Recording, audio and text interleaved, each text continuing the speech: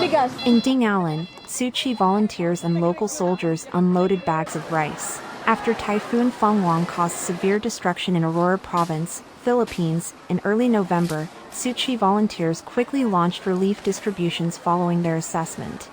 Ako po ay, birthday ko po ngayon at 15 years na po ako ngayong araw na ito. Masaya po ako kasi paano pa may dumating na food pack na talagang pinagsadya kami ng Diyos na kami ay makakatanggap na mas maliit o malaki. The supplies included 25 kilograms of rice, bedding, cookware, clothing, hygiene items, and water pails. Families whose homes were completely destroyed also received cash aid. Tulad po nitong bigas, malaking tulong po sa amin.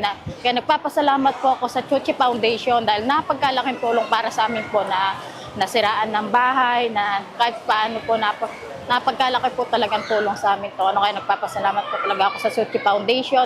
For the 1 to 2 per family, we share 25,000 pesos.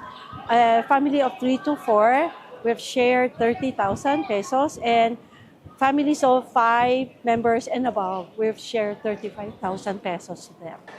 Josephine, a 53-year-old banana farmer, lost both her home and livelihood in the powerful typhoon. After receiving the cash relief, the worry on her face finally softened. Sa ngayon nga po ay talagang gipit po kami kasi yung pong mga saging namin, mga nasira.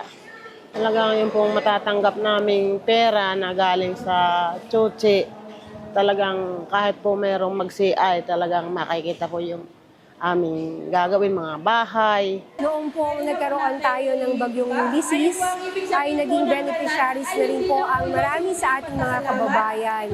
At sa pagkakataon po ito, sa katatapos po ng bagyong Juan, ay marami po sa ating mga kababayan na mayroong totally and partially damaged houses po ang naging beneficiaries po ng Tzu Foundation. ITV reports.菲律宾报道。